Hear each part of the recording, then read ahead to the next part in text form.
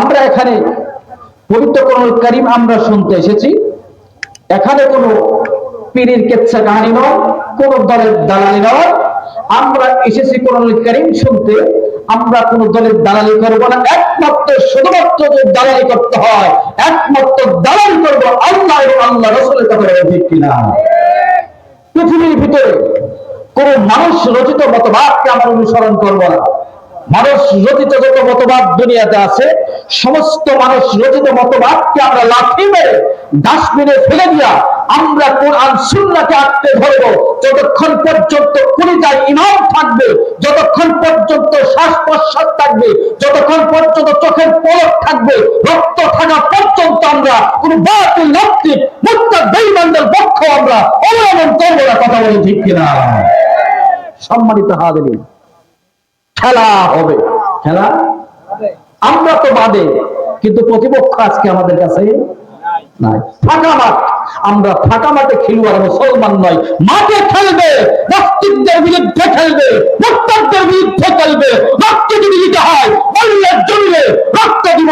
মুনাফিক নাস্তিক বেঈমানদের পথ আমরা অবলম্বন করবো না, করবো না, করবো না। কথা বলে ঠিক কিনা? সম্মানিত হবে, আসছে আমরা কোরআনুল কারীম শুনতে। কোরআন এবং সুন্নাহ আছে যে জায়গায়, আমরা থাকবো সেই জায়গায়। যেখানে কোরআন নাই, সুন্নাহ নাই, সেখানে মুসলমান থাকতে পারে। আর আমরা এই পৃথিবীতে যতক্ষণ পর্যন্ত থাকবো, আমরা হকের উপর অটল থাকবো, অবিচল থাকবো, যতক্ষণ পর্যন্ত আমরা বেঁচে থাকবো ইনশাআল্লাহ। সম্মানিত হাজিরিন, তাহলে আমরা কোরআনুল কারীম থেকে আলোচনা করব, আলোচনা শুনবো ইনশাআল্লাহ। এই কোরআন থেকে যে আলোচনা শুনবেন, এই ওয়ার্ডটা কার? আল্লাহ রাব্বুল আলামিন আদম আলাইহিস সালাম থেকে শুরু করে নিয়ে মুহাম্মদুর রাসূলুল্লাহ সাল্লাল্লাহু আলাইহি সাল্লাম পর্যন্ত লক্ষাধিক নবী রাসূল আল্লাহ তাআলা দুনিয়াতে প্রেরণ করে দিয়েছেন। সমস্ত নবীদের একটা মিশন ছিল তাওহীদ, রিসালাত আর পরকাল। সুবহানাল্লাহ। মূল বিষয় এক, তাওহীদ, রিসালাত আর পরকাল। এই তিনটা ঠিক, আমাদের জীবনটা কি ঠিক। আল্লাহ রাব্বুল আলামিন বিশ্বনবী মুহাম্মদুর রাসূলুল্লাহ সাল্লাল্লাহু আলাইহি সাল্লামকে আল্লাহ তাআলা বলেন, ফাযাক্কির বিল কুরআনি মান ইয়াখাফু ওয়াঈদ। জোরে বলো আল্লাহু আকবার।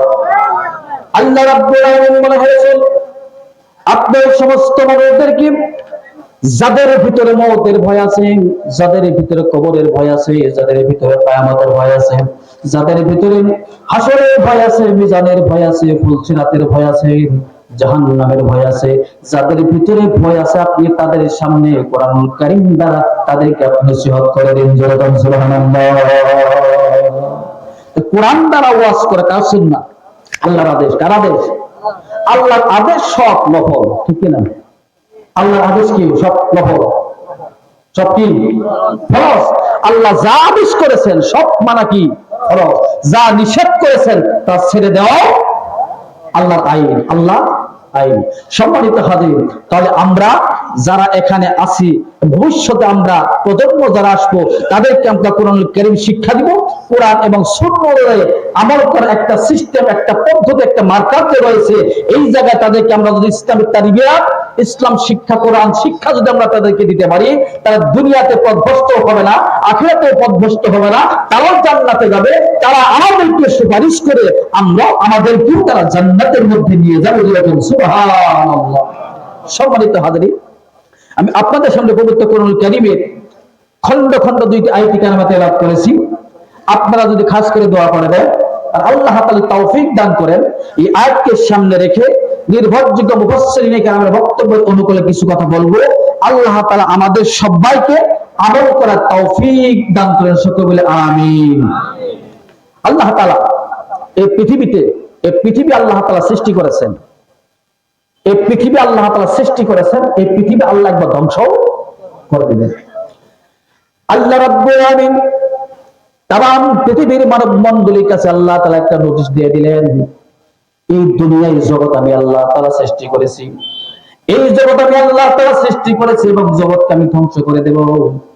এই জগতে একজন মানুষকে আল্লাহ তাআলা যত নিয়ামত দান করেছেন, যত সুখ, যত শান্তি আল্লাহ তাআলা দান করেছেন, সমস্ত সুখ শান্তি স্বাচ্ছন্দ্যপূর্ণ জীবন যাপন করে সমস্ত নিয়ামত আল্লাহ তাআলা দান করেছেন। এই স্বাচ্ছন্দ্যপূর্ণ জীবন যাপন করার পরে ওই বান্দার কাছে যখন আল্লাহ তাআলা মালাকুল মউত যখন পাঠিয়ে দিবেন, আল্লাহ রাব্বুল আলামিন যেদিন আপনাকে আমাকে সৃষ্টি করে দুনিয়ার মধ্যে দিয়েছেন, সেই দিনের পর থেকে আল্লাহ তাআলা আমাদের পিছনে মালাকুল মউত লাগাই দিয়েছেন। কেউ থাকবে না। যেদিন আল্লাহ হায়াত দিয়েছে সেই দিন থেকে আল্লাহ তাআলা মালাকুল মউতটা আল্লাহ তাআলা নির্ধারণ করে দিয়েছেন। যে কোনো সময় যে কোনো স্থানে আল্লাহ তাআলা পক্ষ থেকে পয়গাম আসবে, আল্লাহ ওয়ার্ডার আসবে, সঙ্গে সঙ্গে দুনিয়া থেকে বিদায় হয়ে যাবে। এই দুনিয়ায় যত সুখ আল্লাহ তাআলা আপনাকে দিয়েছেন, আপনার কাছে যখন মালাকুল মউত এসে হাজির হয়ে যাবে, আপনার চক্ষুরা যেদিন বন্ধ হয়ে যাবে, আপনার জীবন প্রদীপ যেদিন নিভে যাবে, আপনার যত সুখ আল্লাহ তাআলা দুনিয়াতে দিয়েছিলেন সমস্ত সুখগুলো আল্লাহ রাব্বুল আলামিন লন্ডভন্ড করে দেবে, সব শেষ হবে। কোনো সুখ আর আপনার সঙ্গে যাবে না।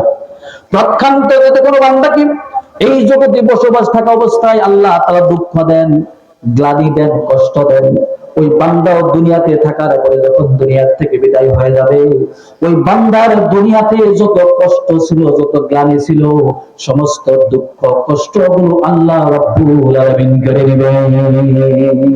সব শেষ। দুনিয়ার সুখ শান্তি, দুঃখ কষ্ট বেদনা যাতনা সব শেষ হয়ে যাবে। এই দুনিয়াটাও একদিন হয়ে যাবে। আল্লাহ রাব্বুল আলামিন আরেকটা জগৎ সৃষ্টি করে রেখে দিয়েছেন।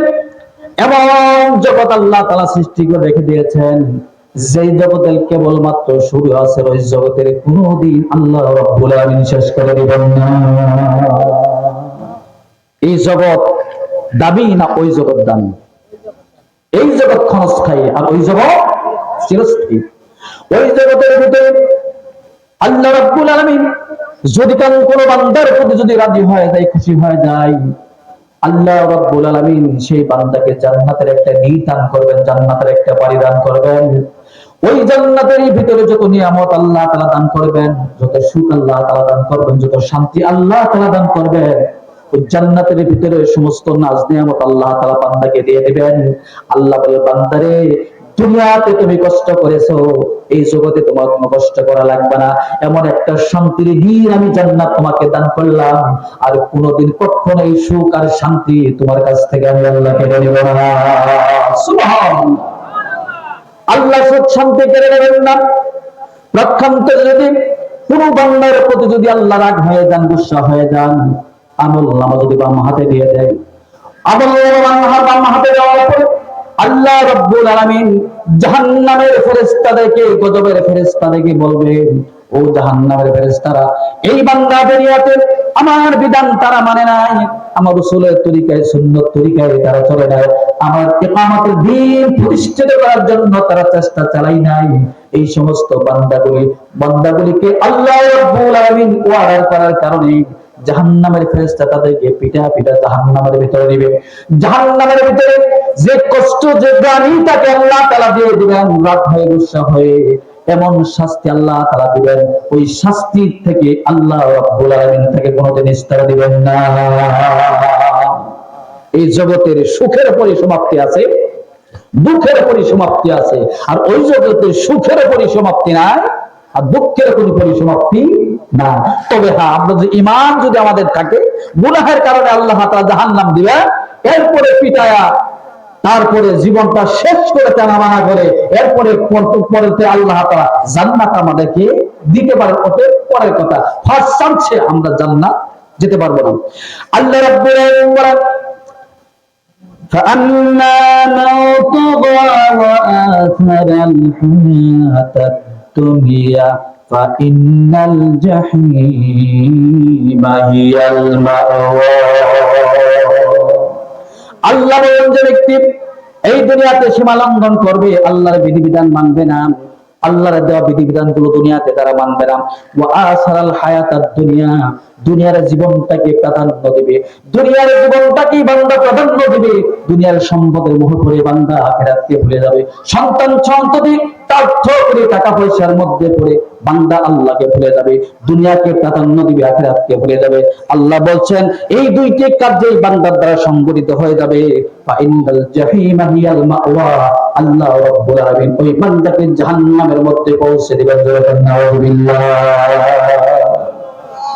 আল্লাহ যে সীমা রেখা দিয়েছেন, আল্লাহ হুদুদ যে দিয়েছেন, আল্লাহ একটা সীমা দিয়েছেন, এই সীমা ক্রস যদি তুমি করো তো ইমান থেকে তুমি খারিজ হয়ে যাওয়া, বেঈমান হয়ে যাওয়া। আর ইমান এই ক্রস যদি না করো, আমার বাউন্ডারির মধ্যে যদি থাকো, আমি যে বিধিবিধান দিয়েছি এই বিধিবিধানগুলো 100% মিয়া বিল মিয়া যদি পালন করতে পারো, এরপরে আল্লাহ তাআলা একটা সুন্দর গ্রিন সিগন্যাল আল্লাহ বান্দাকে দিয়েছেন, যেরকম সুবহানাল্লাহ।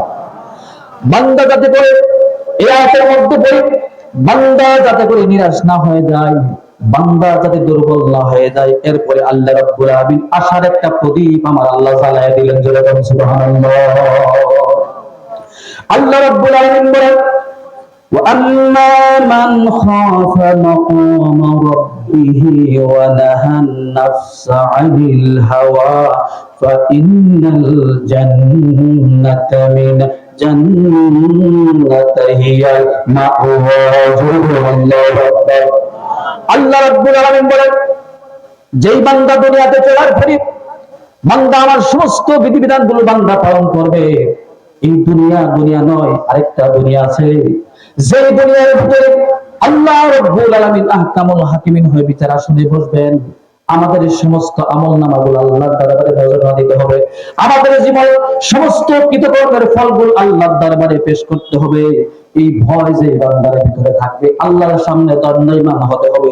সমস্ত পৃথিবীর মানুষগুলো আল্লাহর দরবারে আসামি হয়ে বান্দারা দাঁড়িয়ে থাকবে, এই ভয় যাই বান্দার ভিতরে থাকবে।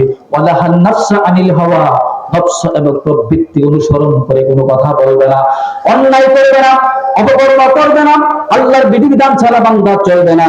এই দুইটি কাজ যদি বান্দার দ্বারা সংগঠিত হয়ে যায়, আল্লাহ রাব্বুল আলামিন হাশরের ময়দানে সেই বান্দাদেরকে রহমতের ছায়ার নিচে রাখবেন।